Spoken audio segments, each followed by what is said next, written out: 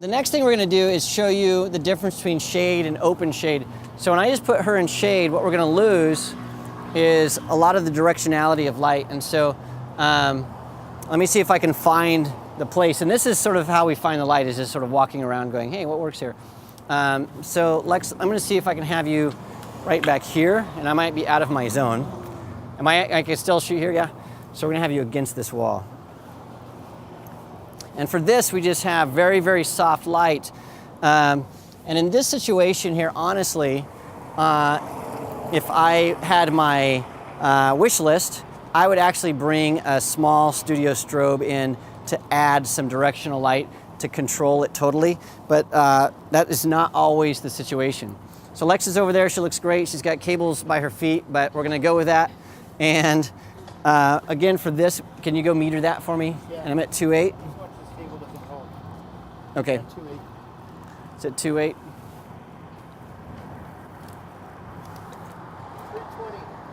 320. Okay. We can lock it. We can lock it. Perfect. This is so fun. All right.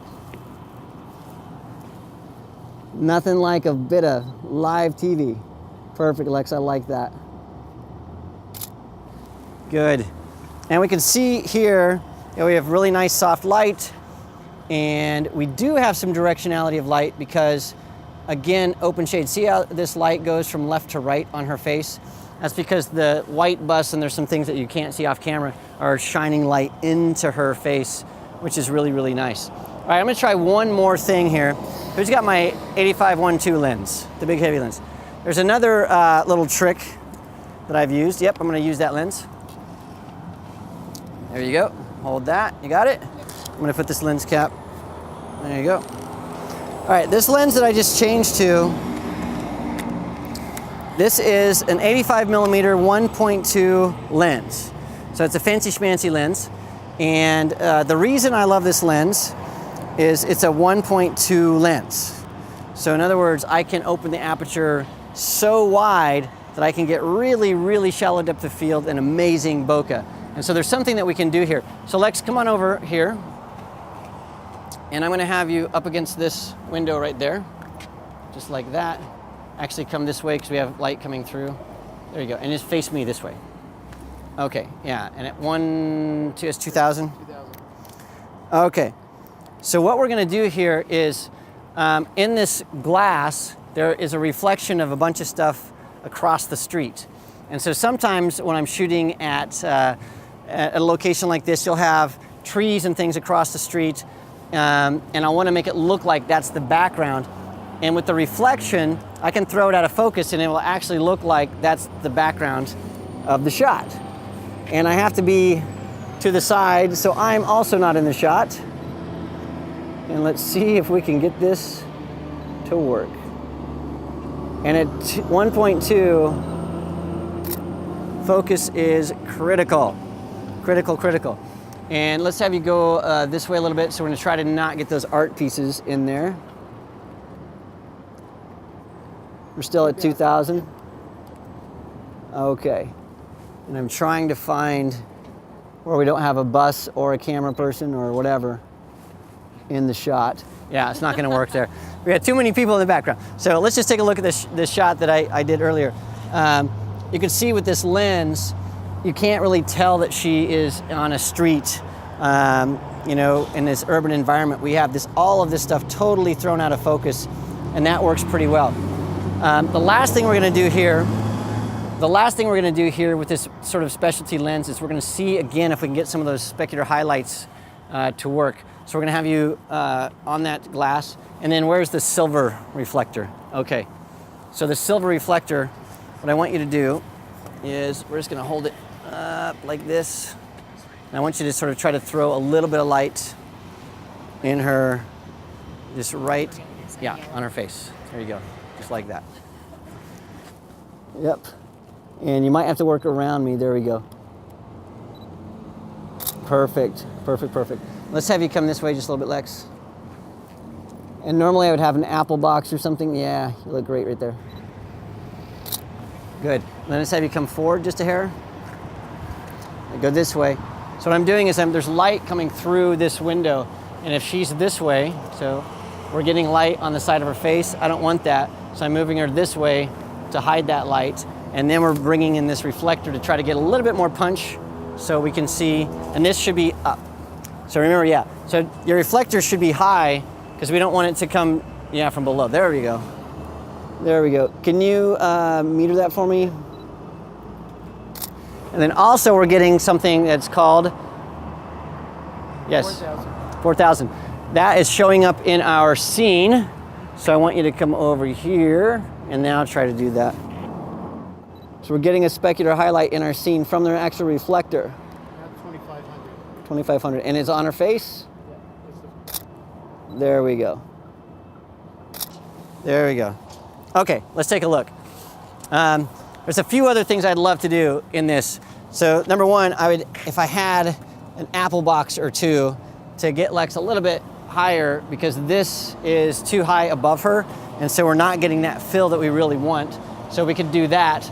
Or if we could, which we can't because of the restrictions of our location, we would go down and shoot between these, and so we wouldn't have the artwork, we'd have more of a blue tone, and so being able to shoot into the windows would work. We are definitely working through the crazy parameters of cables and cameras and all kinds of fun stuff, so we're doing the best we can. So let's take a peek at this, and you can see how when we go through these from one to the other, the difference that the reflector makes of being on and being off. And so when you're working with the reflector, it's really important to pay close attention to how the wind is shifting and shoot a lot, because you never know when that reflector is going to go away. So reflector is on, whoops, it just went away. And so that's the difference in those things. All right, students, who has questions for me? Because I'm ready for questions. No questions at all? None, not a single one? All right, so I'm gonna give you the camera and you guys are gonna shoot, and then no. You're like, no, we don't wanna do that. Then we have lots of questions. Susan, do you have any other questions? We do have some questions. Yes. Okay. Okay, Mark, one question. We were talking about desert island stuff earlier. Can you let me know your reflector? What's your desert island reflector? You can only use one. You go into a, something small, something big. So the one I would use is the one we don't have here today. That's a 5-in-1 reflector that I described earlier, where you have a translucent panel, silver, white, gold, and then gold, silver, because it's so versatile. The downside of that is it's about this size, maybe a little bit smaller, and so you're really limited to the kind of work that you're going to be able to do. You're not going to be able to do a lot of full body stuff, but for flexibility, that works a lot. And the other nice thing about that is you can use it for product shots and other types of work as well. If it was a desert island with another choice, then I would definitely use the sun swatter, the big California sun-bound sun swatter, because you can take hard light and convert it to soft light, and it works really, really well. Hey Mark, we had a question from earlier about how many people do you feel like you can photograph under that sun swatter? Like how big of a group would you?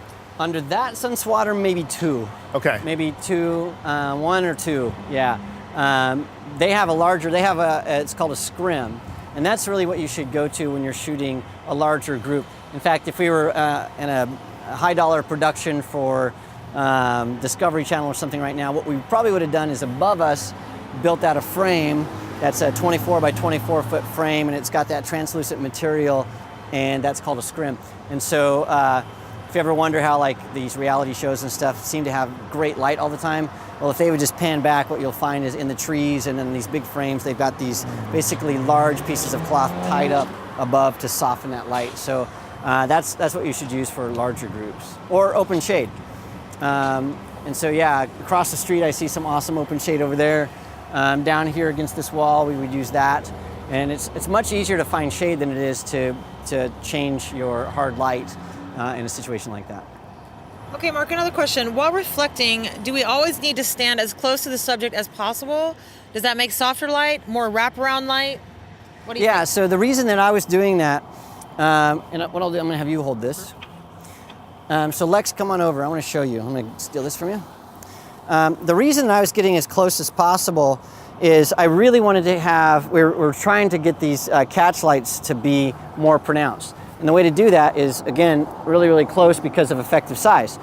But that is not necessarily the case of reflector. So why don't you go back where John is, and the sun is going behind the clouds really fast. But what I could do, if I wanted to get some more light, I could use this over here, and it's really bright. This is a really, really bright light. And so it's not really an enjoyable experience to have this shine in your face like that. Sorry about that. And so what you can do is you can get back quite a ways, and so it's not quite as nasty. But think about like the kid in math class that used to blind you with his watch from the window. That's sort of what this is like. And so, yeah, there is another reflector that is a little bit warmer, and so it's not quite as brutal as that. I'm just gonna keep doing that. I'm just gonna keep doing it. I like to watch Lex squirm. She's like, oh, it hurts. But yeah, so you don't have to be really close. That was for the quality of light and to get a nice big catch light. All right, we do have a question over here from a student. So And you're gonna have to come over here because you don't have a microphone. So you're gonna have to be right next to my, oh, you do have a mic? Oh, okay, sorry. So if you have your scene set up and it's lit perfectly, but the background is part of the subject as well, how long do you have in a natural setting before you have to recalibrate everything? So it depends on the time of day. So when the sun is between, I don't know, 10 o'clock and 3 or 4-ish, it doesn't change too much. And it depends on the time of year. So Seattle, I don't know if you noticed, but sun goes down at like midnight here or something crazy. So in the southern hemisphere, at the end of the day, the sun's just like, boom, it's gone. Northern hemisphere, it's, all right, we're chill, we're going down. And so it really depends on where you are. There are iPad apps and iPhone apps and Android apps that are for natural light photographers that will tell you all of those calculations. It'll tell you where the sun's gonna be in the sky, how long it's gonna be there, when golden hour is, all of that stuff. And so it's well worth the investment of whatever it is, 99 cents or $2 to get one of those if you're shooting outside. But like right now, the sun has moved in the sky pretty significantly for us. It's moved almost behind this big building over here. So if we were shooting out here for, I don't know, whatever event it was, I would be getting worried at this point right now. Because the light that was over here that was really, really hard and bright is not there anymore. So the very first things that we shot, not even an hour ago, is done. So it really depends on where you are and what time of year it is, that kind of stuff. But just judging on this, you gotta work pretty fast. Okay. If you work with gels and Yes. lens filters, at what point when you're calibrating everything do you factor that in? Do you set it up and then add it, or do you? So what type of lens filters and what types of gels are you talking about? Julie, So another question. I'm sorry. If you work with gels and lens filters, this is new for me, but we want to try it. So playing with the color with an actual lens filter and playing with the lenses themselves as opposed to post-production. So the lens filter, I don't know that there's a lens. So when you put a colored lens filter on, it's to usually it's for film, but it's to totally radically change the entire color cast of everything. But as far as the metering and all that kind of stuff, you'd put the filter on and then do all the metering as well. Because depending on the filter, it will tell you that it's gonna reduce the light by a third stop or a half a stop or a full stop. And so you have to know what the filter is doing, and the filter will tell you on the information, and then you have to make adjustments. If you're using through the lens metering, it's gonna make the adjustment automatically. If you're using a meter, you'll have to make that adjustment based on the information of the filter. As far as the gel on a flash, you're gelling the light on the flash for two reasons. One, either the flash isn't the same color temperature as the light you're working in and you want to match that.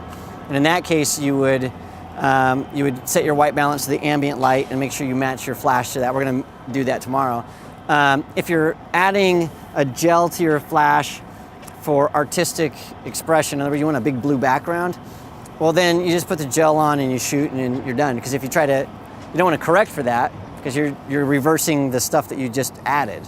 Right. Oh, man. Yeah. Okay. Yeah, you want to have the blue there, and you want to go or the red or whatever it is. And we have some gels, by the way, tomorrow that we're going to be. We'll see if we can play with some of those tomorrow. I don't know if we can show that building because it's got but the sun is about to go away. Okay. And as soon as it does, then all the situation that we have now is gonna end. So we've got about 10 minutes maybe before things, and so we're at this transitional area that as soon as we get something set up, it's gonna be wonky. Okay, well, why don't we take a few more questions? Yeah, let's do that. Wrap for the day. Does Does that sound good? Yeah. All right, I think Andrew has a question. Do you have a question, Andrew? I do. So obviously it's nice to be able to check everything while you're tethered, but logistically, you're not going to do this on a shoot. So what kind of tips and tricks do you have for All right. making sure you have the right shot? Okay, so the histogram is critical Yeah. for understanding that. So step one, if you have a light meter, use that light meter and trust it. And I can't tell you how many times I have not trusted like right now, I'm not even trusting my light meter. I'm like, oh, these are all underexposed and I don't like them and the color temperature looks off. And I'm making judgments based on this screen. But I know as soon as we go inside and look at these pictures under a controlled environment, my opinion of those are going to change radically. So, yeah, I can't wait to see what these actually look like because out here I can't really tell. If I don't have this, I'm looking at this, I would definitely judge my exposure based on the histogram, not based on what we're seeing in the camera, because this is always going to look underexposed in bright light, and you can do things like that and try to figure it out. The second thing that I would recommend doing is have this set up for your histogram, but as you're working with your specific lenses and your camera, you're going to start seeing the same thing over and over and over again. So you're going to look at this and go, oh, it's underexposed. You're going to go inside, put it on the computer and go, oh, no, that's perfect. You're going to go outside, you're going to shoot again, you're going to go, oh, it's underexposed. You're going to put it in your computer and go, oh, that's perfect. And the third time you're going to go, looks underexposed, but I know better. It's actually exposed correctly, and I know that because I'm looking at my histogram and I'm seeing that it's at this place that normally. So experience is going to be your guide for a lot of that, and different cameras and lenses react differently. And so there is no shortcut for experience and practice and learning that stuff. So that's the second thing I would do. Then the third thing that you can do is, I think Hoodman makes this thing, it's called it's like a loop, it sticks on the back, and so you can look there and it blocks out of the light. A lot of portrait photographers use that on location to sort of see things. I like to use the science to see if things are right or wrong. And then lastly, if possible, always shoot in RAW. Yeah. Because when you shoot in RAW, what we'll find is we have, specifically in the darks, in the blacks, in the shadows, we have a lot of latitude for correcting any kind of mistake. And when you're using Lightroom, you can correct, let's say you do a series of shots, you can correct the first one and then just apply that to all the other ones. So it's really, really easy to do that and really fast. And then also you can sweeten your color temperature and you can do those things in post. And so if you can, shoot in RAW and then sweeten in post, you're gonna have greater flexibility that way. One of the things that you might not have is if you're shooting events, news, photojournalism, receptions, like there are a billion things like that. There isn't enough time for that, and there are too many pictures for that. And that's where the Expo Disc is the tool of choice. You know, get the Expo Disc, have it come in, and with working with that, you're gonna become used to how that workflow works. Is that a good sentence? How that workflow works, and it'll benefit you. You'll know based on experience in your equipment what works and what doesn't. So yeah, and then if you are tethering on location, normally you can get a that makes this totally dark, and so you can put your head in there and see things. And we didn't have one of those, but if you're shooting a critical commercial shoot, normally what we'll have is either the entire enclosure, or if it's a larger budget shoot, again, this is highly impractical for most people, but you'll have a big sort of city bus going by. You'll have an actual production van. And so it's like a little office and you get in the van and you can see stuff, or a digital assistant, which again, this is like crazy pipe dreams for most of the type of work that most people are doing. But at the commercial level, that's what they do, is they'll have somebody in a van somewhere looking at images coming in and making adjustments, and you actually have a technician that helps with that. So it goes all the way from just learn your gear, use the histogram, to hire a guy that's super experienced and it's gonna cost you an arm and a leg. So did that help answer that? Yeah, and just one more kind of follow-up. With the Yes. histogram, you're mostly looking for clipped highlights. Is that what you're looking for? Yeah, that's what I'm looking for. Yeah. When we talk about how RAW impacts light, if you overexpose, you can't bring Right. anything back. So remember those buckets of light we talked about? So when you overexpose, those things are overflowing and you can never bring them back. It's gone. If you underexpose a little bit, you can always say, oh, we captured this much, so just move everything up relative to each other, and you have more latitude in fixing the dark areas than you do the light areas. Yeah. Yes. Okay, do we have another question? Yeah, ready for a few more? Yes. When you're using your camera to do your metering, Yes. which metering mode are you in, and why do you choose that mode? Perfect question.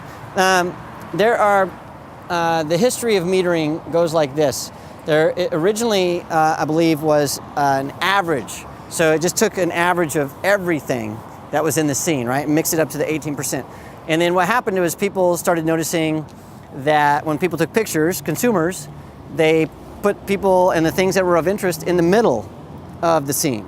And so camera manufacturers said, let's do this where we do a center weighted average. In other words, let's take the stuff that's in the middle of the scene and make that more important than the stuff that's at the edges. And so center weighted averaging came along, but a lot of people still knew how to work with just average, and so they kept both modes.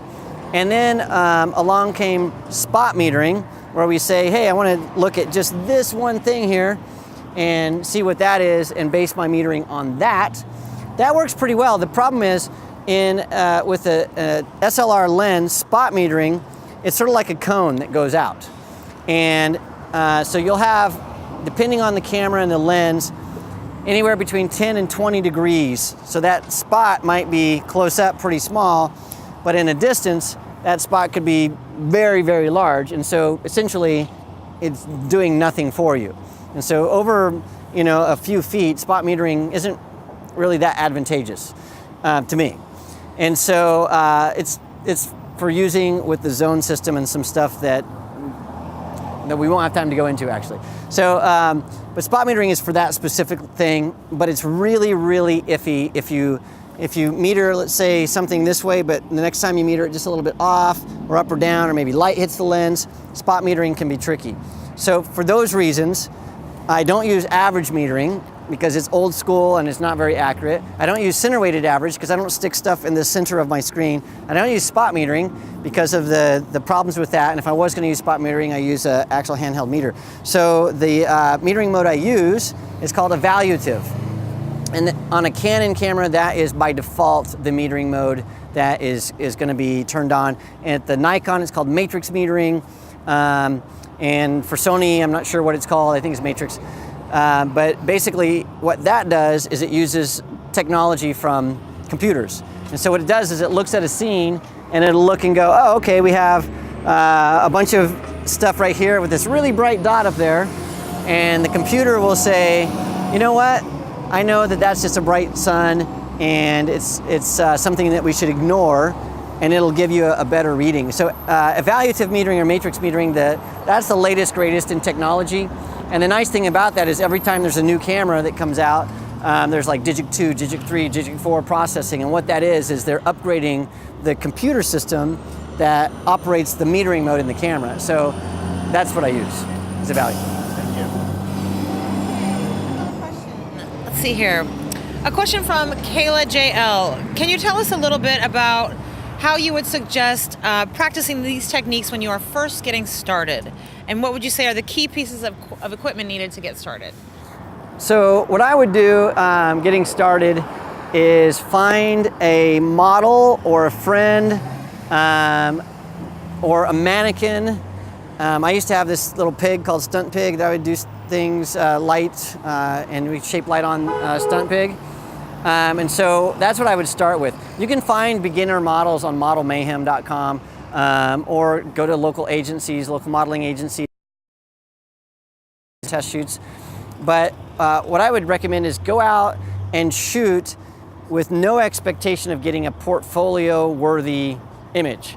So like if Lex, so come on over here, Lex, so you're not, let's say that Lex is a beginner model, which she clearly is not.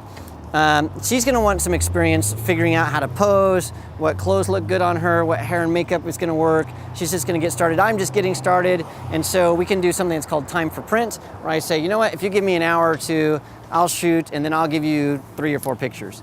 And so it's not gonna cost either one of us any money. I learned something, she learned something, and you can do that with a number of newer models, and eventually you'll learn all that stuff. Or just use a friend or family member. And so doing that is gonna help you immensely. And when I started, I don't know how many time for print shoots I did, but I think I probably did time for print, TFP, for 3 or 4 years of just shooting. The other thing that I would recommend doing, as far as the lighting equipment essentials, I don't know what it is exactly that you're shooting, but if you're shooting in natural light, then a 5-in-1 is definitely something that I would highly recommend. It's one of the first things that you get, diffusion panel and reflector. So those things. Beyond that, if you want to do studio lighting, then I'm going to recommend some studio lighting gear tomorrow. I'm always going to recommend the Pro Photo gear, even though it's really expensive. But in the long run, you'll see, because of color temperature and flash duration and consistency, it is, you'll make your money back. And if you're shooting with speed lights, I recommend that you get the absolute best Nikon, Canon, Sony, whatever your brand of camera is, the very best speed light that you can possibly afford. Even if you feel like you're getting too much bang for the buck, because as you learn speed lights, you're going to learn things like rear curtain sync, high speed sync, remote controlling other flashes, doing all kinds of things that your lower end flash won't do. You're going to learn that, oh, I can't really work in this environment because I don't have enough power. I can't really fill softbox or umbrella because I don't have enough juice to do that. So in the long run, it's going to be a lot more cost efficient for you to buy the best. I'm learning, my words are not coming out. It's going to be better for you to buy the best that you possibly can. And I recommend highly, if you're starting out in photography, to buy used equipment. There is nothing wrong with buying used gear. In fact, Adorama has a used camera department that I highly recommend. And if you buy from a used equipment that they've looked at, made sure it works, and if there's an issue with it, that you can bring it back. And so most of my gear I bought used, actually. My 70-200 I bought used, my 24-70 I bought used, I've got a 16-35 I bought used. The only thing I bought new was my camera and my 85-1.2. Everything else I got used. And so you can save on a lens and on gear like 50-60%. So yeah, check that stuff out. Used is fine.